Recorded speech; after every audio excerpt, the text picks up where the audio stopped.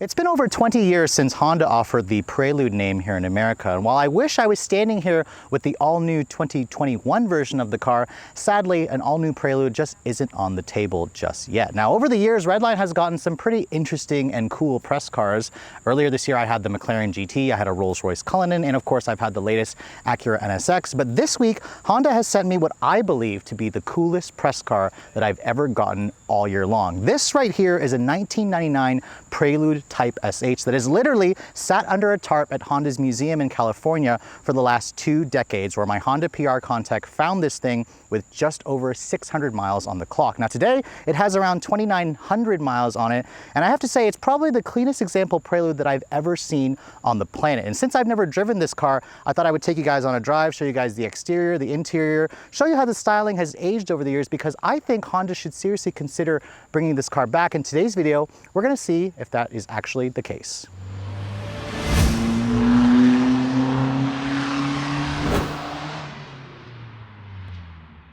So as you guys know, this is known as the 5th generation Prelude that ran from 1997 to 2001. And to start off the walk around, I thought I'd show you guys what's underneath the hood, because the crown jewel of this generation Prelude has to be this amazing H22 A4 motor. In fact, this one here is so clean that I could probably eat off of the engine, and it's also been completely untouched, unmodified, and I think that's the coolest aspect of this. If you want to find this car today, it's impossible to find one that's completely bone stock like this car. Now, speaking of the numbers, this one here is the Type SH, of course. It stands for super handling.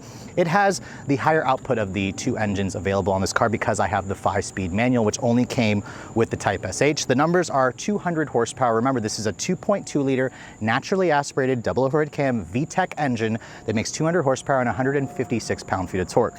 This engine revs all the way up to 7,500 RPM, and you'll make that 200 horsepower around 7,000 RPM. So this is basically right at the peak of Honda's glory days. It's an engine that a lot of tuners are sought after or go after to put into modified Civic hatchbacks, of course. Now, if you guys went for an automatic transmission, you lose 5 horsepower, but still has a pretty impressive 195 horsepower. So nearly 200 horsepower per liter, which was the, or 100 horsepower per liter, which was the magic number, of course, back in 1999. Now, fuel economy, of course, wasn't a strong suit for this engine. Neither was emissions. That's probably why Honda has been going away from that. Back then, this was rated to get 21 in the city and 27 on the highway.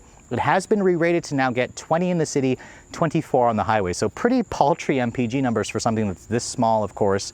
It all goes out through a 5-speed manual. Remember, all Preludes were only front-wheel drive. They never offered an all-wheel drive or a rear drive version of this car, but the Type SH version had a special front differential which could send power to the outside front wheel to kind of give this thing more rear drive handling characteristics. This car, as it sits, also weighs right around 3,000 pounds, so it's still a relatively light car by today's standards. Now, looking at the styling of this thing, I have to say, it has that classic Honda look that really hasn't aged. It's a really timeless looking design, aside from the fact that you have obviously halogen headlights here with no projector housing.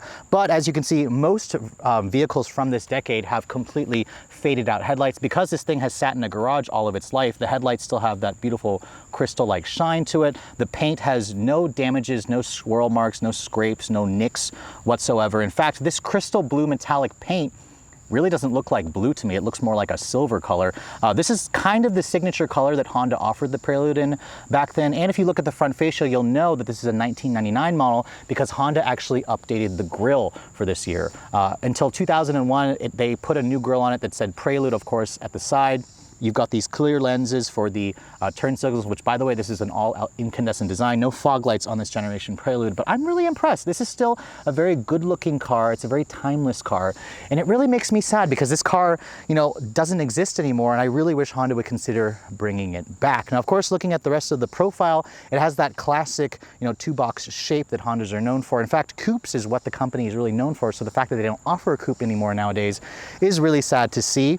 The wheels, you can see, back then, big wheels and tires were considered 16 inches. This is riding on 205 series tires. In fact, Honda told me to bring this car back from the dead, all they had to do was put new tires on it and replace the battery and change the fluids. And then voila, here we are today, and it's driving and purring like a brand new car. The brakes are all factory. They haven't been touched. You get 4-wheel disc brakes with anti-lock brakes. You have that double wishbone front suspension. You have the multi-link independent rear suspension. And looking at the size of the Prelude, this thing is roughly around 178 inches long. So it's a little bit shorter than today's Civic, And this was considered a mid-size coupe back then, so you can really see how cars have gotten so much larger over the years. Now at the back, you can see it's equally clean, just like the front. The taillights are just an all-incandescent design, but there's no, leaks in the taillights. There's no, fadedness going on. You have this very tasteful rear wing spoiler that came with the Type SH models, which, by the way, that Type SH badge is just a sticker. I was kind of surprised when I saw that. A lot of these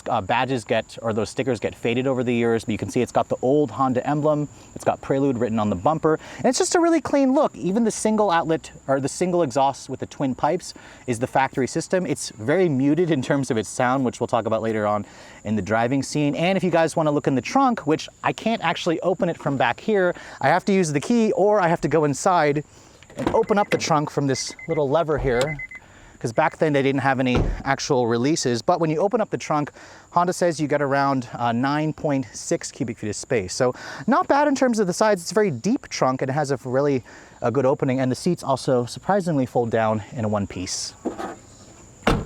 So obviously with a car that looks this clean on the outside, you're probably expecting the interior to be just as clean, and you would be correct. It's been quite a while since I've been able to sit inside and show you guys a tour of a Honda from the 90s era, so this is a real big treat for me especially. But getting inside and looking at this interior, I mean, check out the visibility, check out the low dash, check out the thin pillars, and check out this big long door, because remember, this is only a two-door model. When I shut the door, there's actually a slight rattle that I hear throughout the structure, so she ain't so tight anymore, unfortunately, over the years. At least this car is, brand new still, but the structure isn't quite as good as a lot of newer products. Now, as you can see, look at this old Honda key. It's the same key that my 2001 Accord had when I drove that in college, so very cool to see something like this. It does have the immobilizer system. That's how you know it has it from this newer style key. Because this is an old car with a 5-speed, I've got to put the clutch in and turn the key. But listen to that old school Honda chime. It's so cool to listen to. And she starts right up and purrs. No warning lights, no check engine light, no stutters whatsoever. It's just a smooth running engine that surprisingly still requires premium fuel. You can see Honda used to put that there in the speedometer on a lot of their 90s models cars. Now, looking at the rest of this cabin, I will say that the exterior of the Prelude of this generation looks pretty good today, but the interior definitely didn't really match it. It's a little plain Jane. I mean, it looks like I'm sitting in an Accord in here from this same era, because the cars are practically identical. In terms of the materials, Honda put a soft touch injection molded plastic here. It's hard touch plastic here, soft touch plastic here. The airbag cover, of course, is hard touch plastic. Honda, or at least car companies, have really slimmed down the airbag covers on today's modern cars, where they're not taking up this massive piece. The steering wheel, you can see, came right off of a Civic. It has these lovely horn buttons here, and of course the steering wheel is just a manual tilt. There's no telescoping ability, which they really started adding, of course, to newer model vehicles. The door panels have the same soft touch material. You can see there's a chrome accented door handle. The driver window is automatic down, but not automatic up, and not even auto up down on the passenger side. Slightly padded over here with a leatherette material. Same thing on this door panel here, and then it's a hard touch plastic down here. Remember, this is just a Prelude. It's just a Honda. It's not an Acura product. You can see cruise control button over here. Honda started getting rid of these in the mid 2000s. Sunroof control also over here. You can see the moonroof. It does tilt slightly, but there's actually no just tilt only feature. Basically, when I start to open it, it'll tilt a little bit there, but it really only has an open or a close button, of course, which is very common for this generation of Honda vehicles. You can see very, very traditional looking gauges with an actual analog, style odometer and trip computer, of course. No digital displays in here except for the clock display and, of course, the radio display, which, by the way, look at this thing. It has the original factory CD player in this thing with a big empty place over here, which I imagine you could probably have a 6-disc CD changer. I think this is when Honda started getting rid of the cassette players during that time. I mean, now this is completely obsolete. Slider style controls for the climate control, which, by the way, the air conditioning blows ice cold in this car, so that's a very good thing. The shifter is still very short throw and accurate, even by today's standards. It's only 5 speeds. Reverses over here. No backup camera, no screens, nothing, no iPhone connectivity, no satellite radio, no driver assistance tech. This is an honest, pure car that is very refreshing to me, of course. The pull style handbrake, of course, and then you have a slight, storage area here. I believe you could also get this with an ashtray if you'd like. 2 cup holders over here, slightly padded armrest lid, and some decent storage over there as well. You can see pretty good amount of storage. The seats, they supposedly are a little bit more aggressively bolstered than an Accord. I don't love the 90s fabric that I see in this thing. I believe this kind of cloth velvet material or whatever is the only thing you could get. Look at these headrests, they came straight off of a Civic or an Accord. They do actually hug you in place pretty well, and I find them to be very comfortable and supportive, which is nice. The glove compartment is actually a pretty decent size. You can see the original window stickers in there. But overall, this cabin, it's definitely old. It reminds you of the 90s, but you have to appreciate the visibility in here, the simplicity, and just the build quality. This is really where Honda was in their glory days, and this car really reminds you of that. So the Prelude was Honda's mid-size coupe, at least until the Accord coupe came and replaced it, and the backseat space is better than a Civic coupe, but I'm gonna get back here just to entertain you guys. There's a little lever here that I can push. When I do that, the seat kind of moves forward and slides out of the way. Now, let me get back here. I'm 5'7", I'm pretty short. Oh, geez. Honda said there was about 25 inches of legroom back here. And I believe it because it is pretty tight back here. My head almost touches the ceiling, as you can see, and I'm pretty short. This driver's seat right here is where my camera guy has set it to sit. He's 6'1". As you can see, I'm not gonna try to squeeze over there because I'd have to have no legs to squeeze back here. But once you are back here and kind of try to get a little cozy, I mean, if you guys are of wider frame, it's not gonna be comfortable. There's no middle seat here, there's no armrest. So it's a pretty Spartan back seat, but hey, at least the Prelude offered one. So about 20 years ago, there was no such thing as Teslas or full electric cars. In fact, Honda was one of the first to introduce a hybrid vehicle in America, the Insight. And this Prelude is essentially when the Insight first came out. It's a car that really brings back a lot of memories for me. And this is my first time actually driving a Prelude Type SH. And I'm really happy that Honda had this in their museum and they sent it to me for a couple days because the Type SH only comes with a 5-speed manual. And this thing is... Woo! There's the VTEC kicking in, yo. I mean, she's not that fast, but once the VTEC kicks in, you really appreciate that because right now, below 5,200 RPM, I feel like I'm driving a Civic. She feels pretty slow, actually. But wow, for a 20-year-old car, this thing feels amazing. It feels like a brand new car still because it essentially is. It's got 2,800 miles on it. And it's weird to drive something so analog and mechanical like this because I've got hydraulic steering, I've got an actual throttle cable linkage on the gas pedal to the engine, so it feels pretty direct and such. It's definitely not the artificial feel that you get with electric systems you have in so many modern cars today. And the steering also has a surprising amount of feel to it, which is nice. This is a double wishbone front suspension, McPherson strut rear. And those skinny 16-inch tires, they definitely let you know when they're running low on grip. I mean, this was an era where manufacturers had very, very small tires. I mean, this was probably big back in the day. But I'm just impressed at how well this car still drives. It still feels very well oiled. It still feels very secure. It still feels very solid, actually. I'm pretty impressed. I want to try another just acceleration run from a stop. I'm not going to do an aggressive launch because this poor thing doesn't deserve that, but we'll just do then floor it.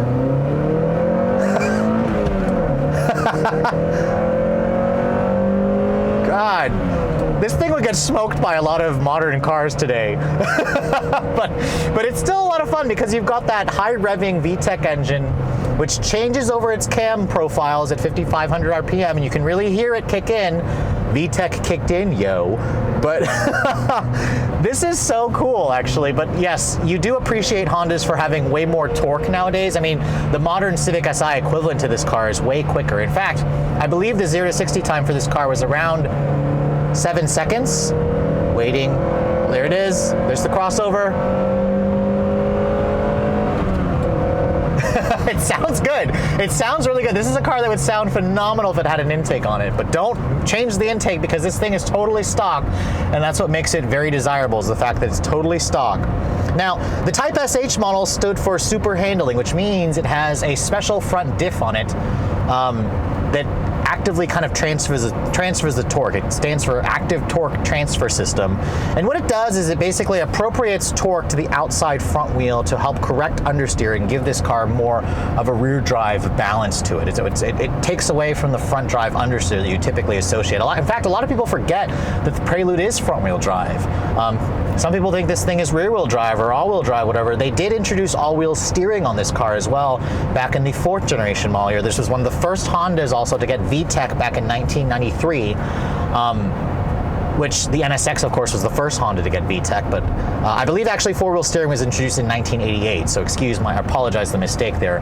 But the Prelude has always been a very high-tech car for Honda. It's always introduced a lot of their modern tech features, their new performance features, and when Honda discontinued the Prelude in 2001, it's because the 6th generation Accord came out, and it stole a lot of the Prelude's thunder. They just didn't need to have 2 mid-sized coupes in the lineup.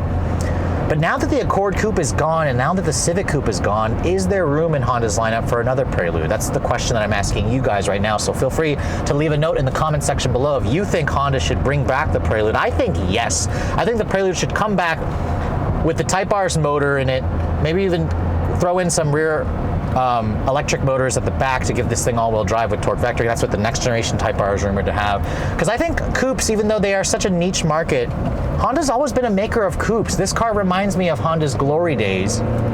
God, this thing has no torque. There we go.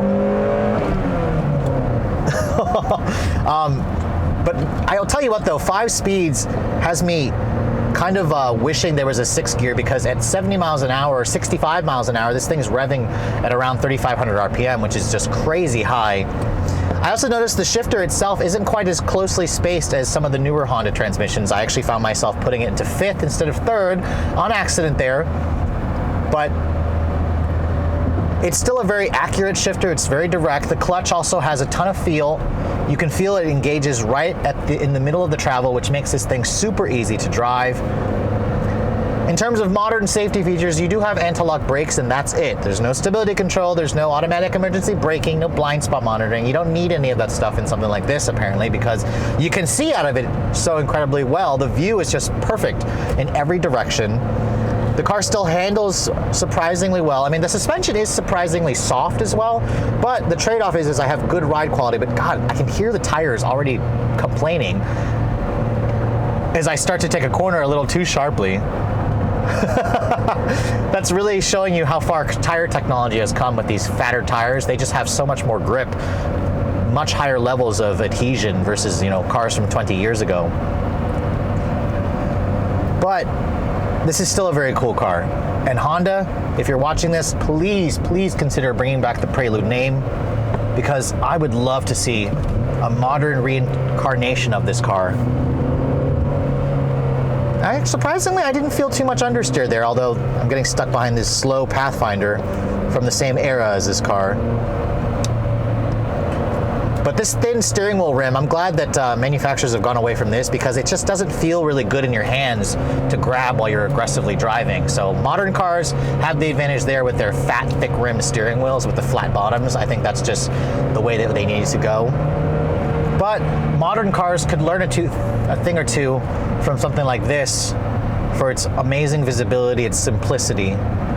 But hey, cars are becoming computers. That's just the way that the day and age that we live in nowadays. So despite the McLarens, the Rolls Royces that I've driven over the years, I have to say this Prelude Type SH, despite it being kind of slow, despite it not having all the technology that I love in all these new cars today, this was a really big breath of fresh air to drive something like this, because it was just nostalgic. It really took me back to my high school years when I used to really want something like this, especially in this kind of condition.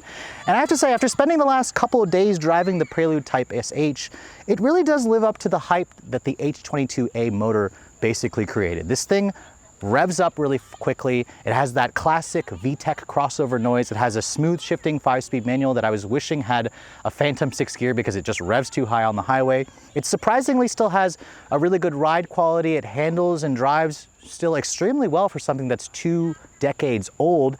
And really it gets me thinking, should Honda bring back the Prelude name, because honestly, if they were going to do it, I really don't think that it would follow the same formula of it being a lightweight, front-wheel drive, high-revving, naturally aspirated, manual transmission sport coupe. Those just don't sell today.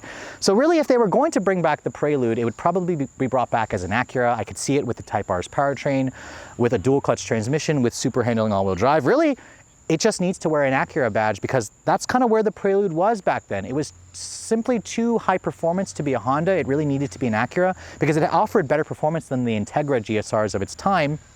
And when you consider the price, back then, a Prelude cost around $26,800. This was back in 1999. Adjusted for inflation, this thing roughly would be selling for around $40,000, which, by the way, if Honda decided to sell one of these things, Honda, call me if you want to sell it. I imagine that it would probably sell for around $40,000 to $50,000 on Bring a Trailer, which there's a lot of people out there that would pay it for the cleanest Prelude Type SH on the planet.